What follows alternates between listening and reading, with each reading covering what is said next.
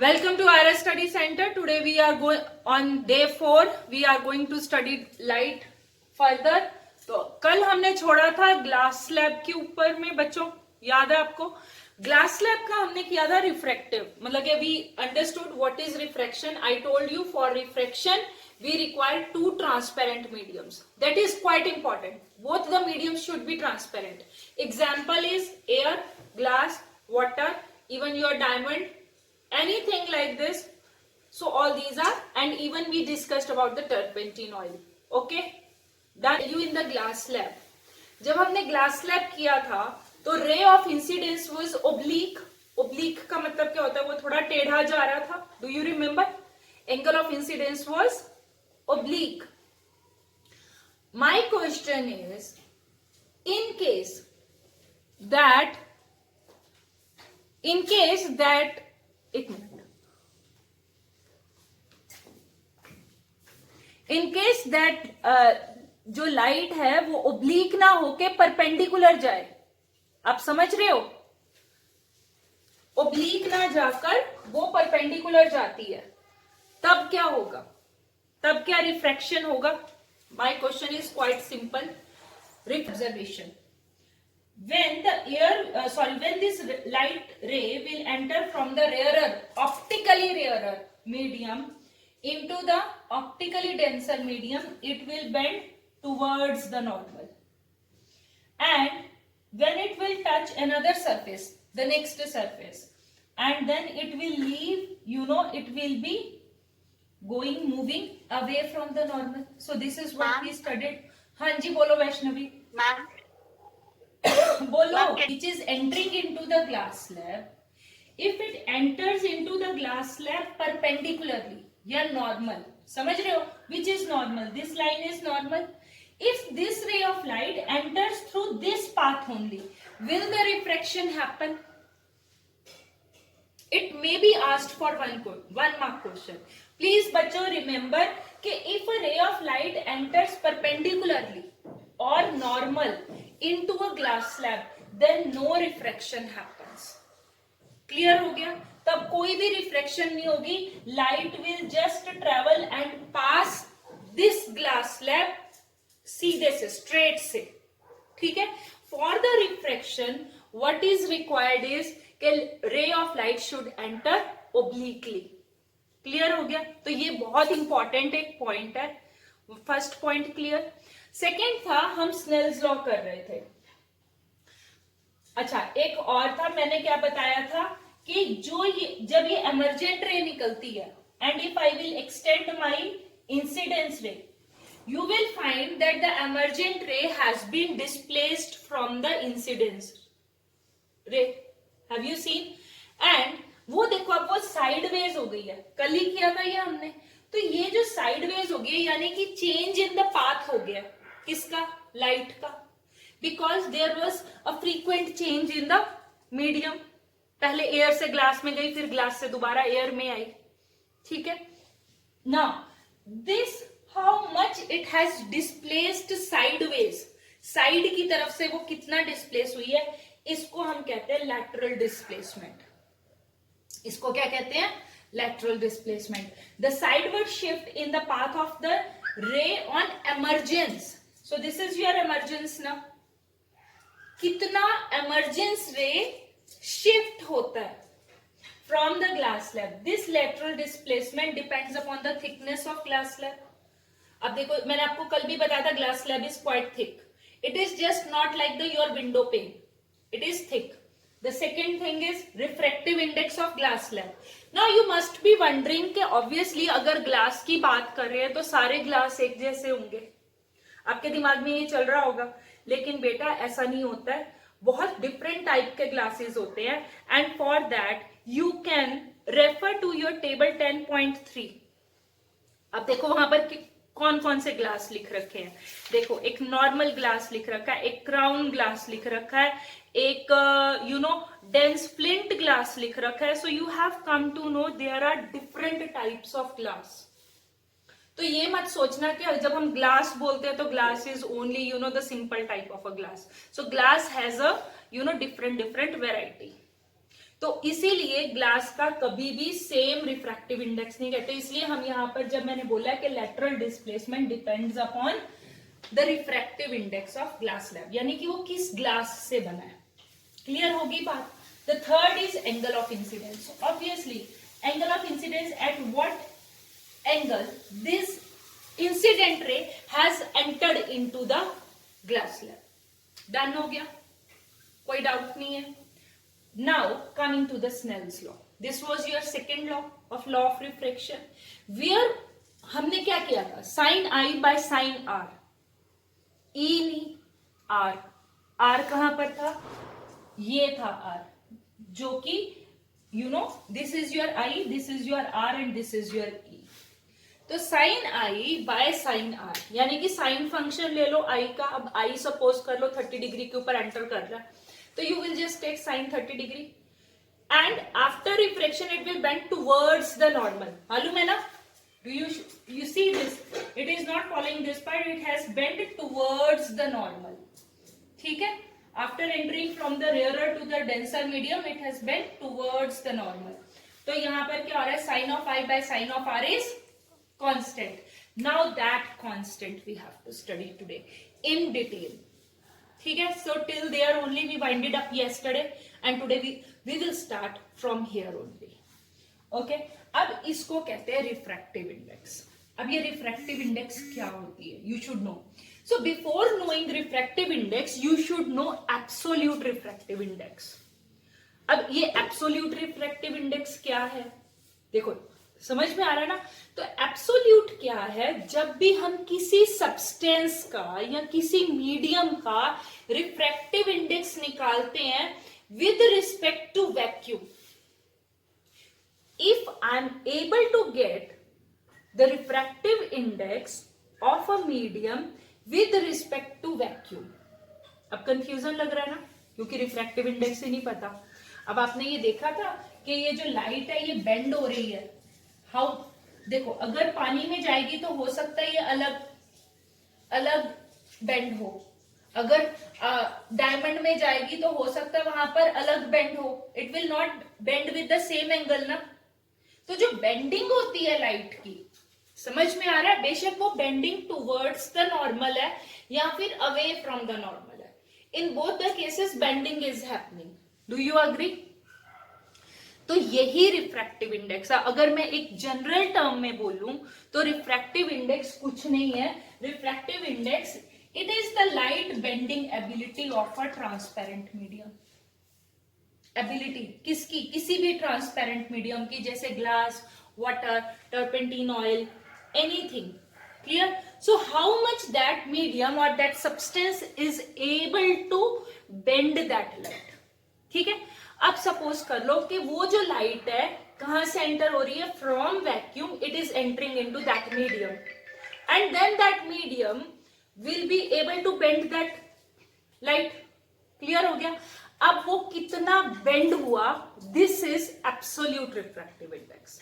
यानी कि whenever you are comparing the bending of a light by a medium with respect to vacuum, then we say it is a absolute refractive index।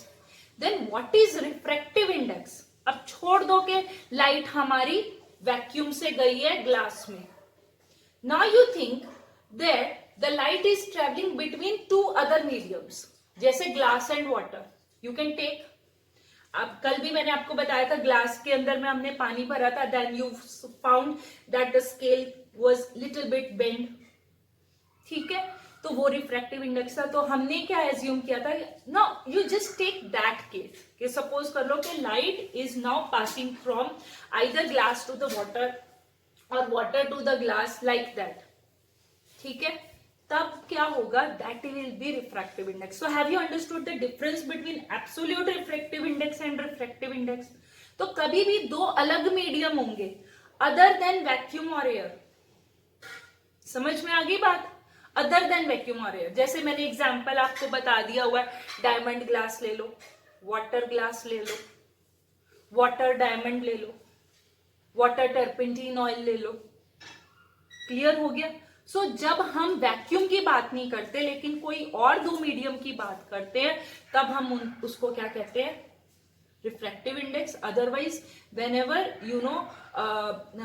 a medium changes the path of the light with respect to vacuum, it is absolute refractive index. Understood? अच्छा, अब इसको denote कैसे करते हैं? जब हम इसको लिखते हैं तो इसका कुछ ना कुछ सिंबल भी होना चाहिए. वो जो सिंबल होता है या तो हम इसको म्यू से लिखते हैं, नहीं तो हम इसको स्मॉल एन से लिखते हैं. Either we write it with mu or we write it with small n. Clear हुआ? The next thing, now refractive index is just a number. It is just a number. ये unitless quantity है. So whenever you will find a refractive index, you will just find a number.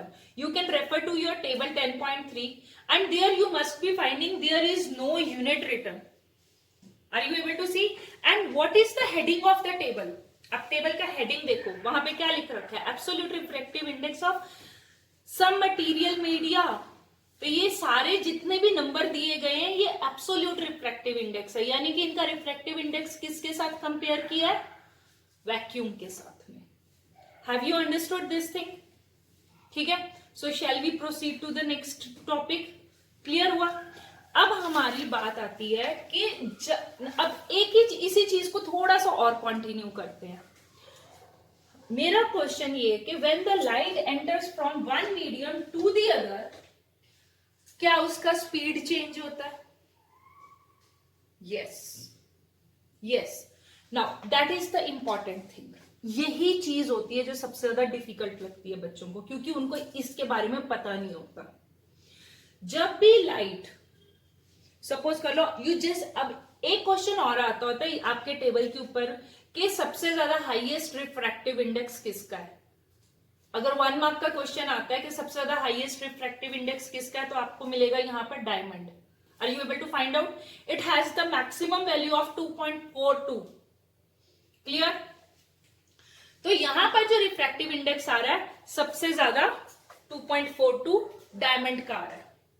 अब आपको पता है कि diamond काफी ज्यादा solid होता है, बड़ा स्ट्रॉन्ग होता है. आपको मालूम है it is the hardest known substance, one of the hardest known substance. It is not the hardest because now we are able to find even harder substances than diamond, but in one of the times diamond was hardest substance to be known and still we refer it. Okay, तो अब यहां पर देखो इसका refractive index सबसे ज्यादा है. देख रहे हो? एक बच्चों बात याद रखना, अब आपको ये भी मालूम है कि जो स्पीड ऑफ लाइट होती है वो वैक्यूम में सबसे ज्यादा होती है. Do you agree? दिस तो you must have studied in so many places कि जो स्पीड ऑफ लाइट होती है उसकी वैल्यू होती है 3 × 10⁸ मीटर पर second and it travels at the fastest in vacuum. मालूम है ना? और वैक्यूम कहां पर होता है? स्पेस में होता है. स्पेस में देयर इज नो एयर. तो हम ये बहुत बार पढ़ चुके हैं. ठीक है. अब जैसे ही वो एयर में एंटर होगी लाइट, तो थोड़ा सा उसका स्पीड डिक्रीज हो जाता है. Do you agree? अब आप अपना टेबल देखो और वहां पर देखो एयर का refractive index it's been given 1.00003. Have you found?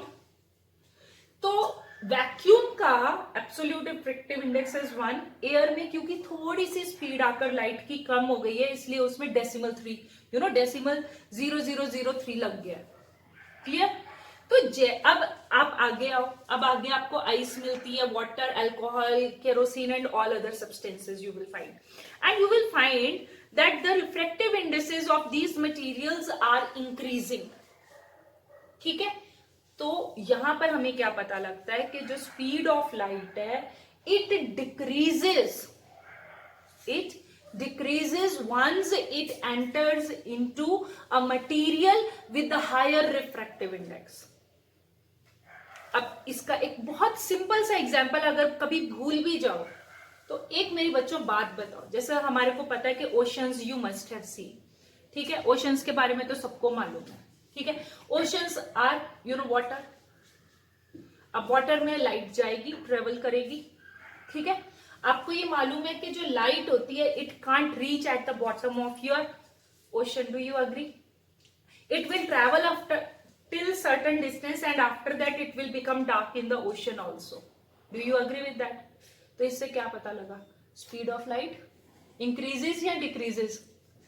Decreases ना, तभी एक पॉइंट के ऊपर आके क्या हो गया, वो आगे पेनिट्रेट। तो you just remember, if refractive index increases, speed of light in that medium decreases. Have you understood this thing?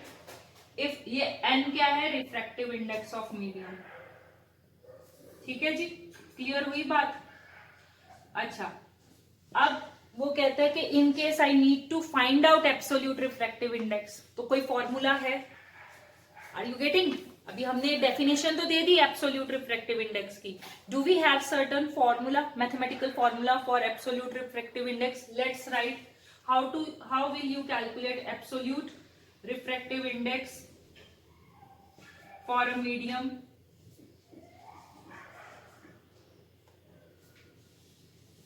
So that is speed of light in vacuum divided by speed of light in medium. Speed of light in vacuum divided by speed of light in medium. अब मेरी बात एक और समझो. जब हम vacuum की बात करते हैं तो स्पीड ऑफ लाइट को हम एक स्पेशल कैरेक्टर से डिनोट करते हैं. We always show it by small c. अगर हमारे कहीं पे भी स्मॉल सी लिख रखा है तो इसका कोई आपको बताने नहीं आएगा कि this is what we are discussing is velocity of light in vacuum. So it is understandable के small c represents velocity of light, sorry, speed of light in vacuum. Clear? और जब भी हम किसी मीडियम की बात करते हैं, medium could be anything, you know that, and then we denoted by small B. ठीक है? अब क्योंकि ये एब्सोल्यूट रिफ्रैक्टिव इंडेक्स है, ठीक है, तो we represented by N of medium. ये मीडियम आ गया विद रिस्पेक्ट टू वैक्यूम. देख रहे हो? N of medium with respect to vacuum. अब वैक्यूम हमेशा 1 होता है, मालूम ही आपको, वो उसका refractive index is 1. Speed of light you know it is 3 into 10. तो सी की वैल्यू भी आपको मालूम है, ये तो अभी तक आपको याद हो जानी चाहिए. ठीक है? सो मैथ के फॉर्मूले में absolute refractive index, you learn this one. Okay, so let's try few numericals on this. Let's see के whether we are able to do it or not. अच्छा, एक बार और बता देती हूँ, एक वर्ड आता है optically denser and optically rarer. ठीक है? If you will read your paragraph on page number 175 of NCERT, last paragraph, you will find a word optically denser and optically rarer. So I will just explain you what does that mean optically rarer. देखो बेटा, तो जब हम बात करते हैं density की, you should know कि यहां पर जब हम डेंसर मीडियम की बात कर रहे हैं, so this is not a mass density. Mass density मतलब कि आपको पता है ना, कोई भी चीज हैवी होती है या फिर कोई भी चीज लाइट वेट होती है, तो वी से कि विच इज हैवियर, वी से कि इट हैज मोर डेंसिटी. जो कि लाइटर दिखती है उसको हम बोलते हैं it has less density. But ये जो डेंसिटी है, this depends upon mass. I have told you optically rarer. Optically rarer का मतलब वो मीडियम जहां पर speed of light is more. Optically rarer का मतलब क्या होगा? मीडियम हैविंग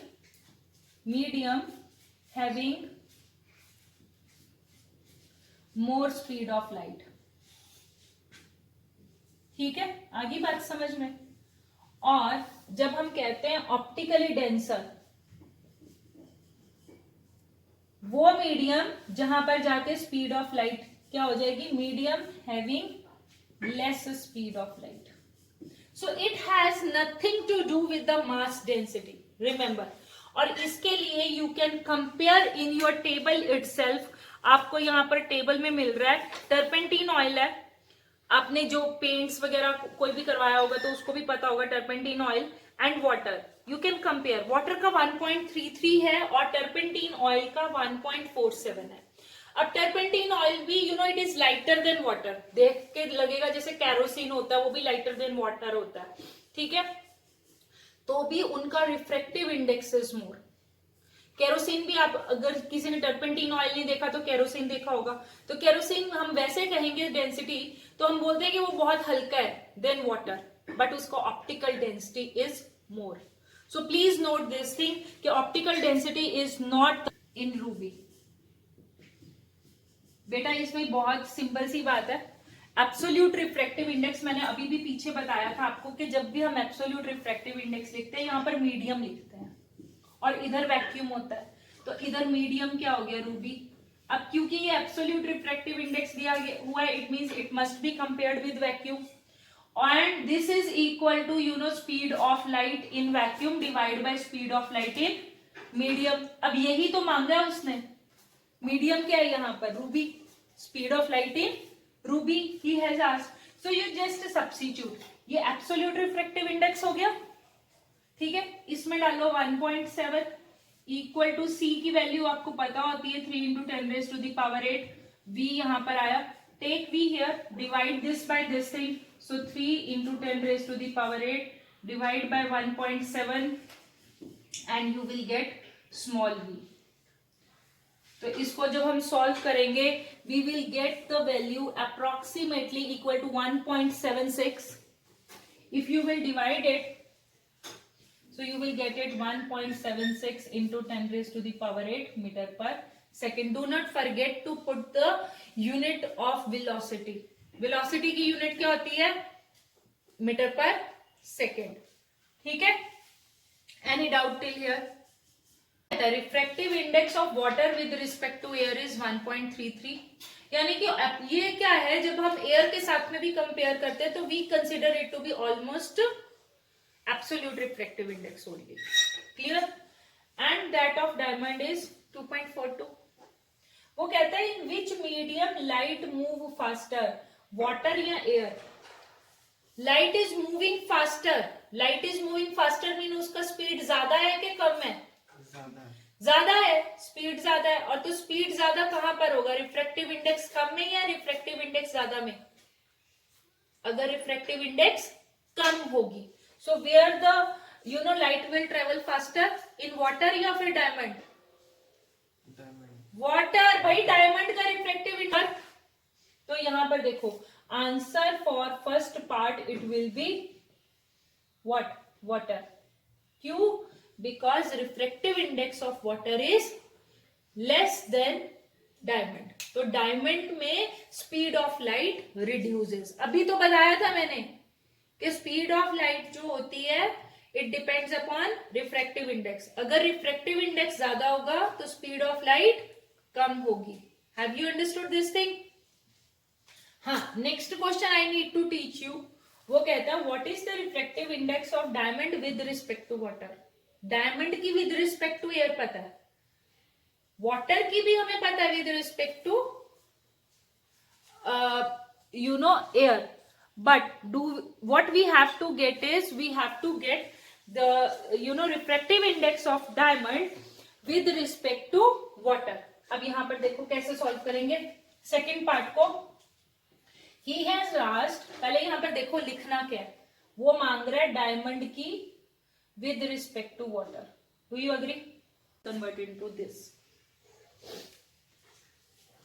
देखो please do this question again. यहां पर देखो जब हम रूबी को कंपेयर करते हैं वैक्यूम के साथ में तो वैक्यूम की स्पीड ऊपर आती है और रूबी की नीचे आती है, डू यू अग्री?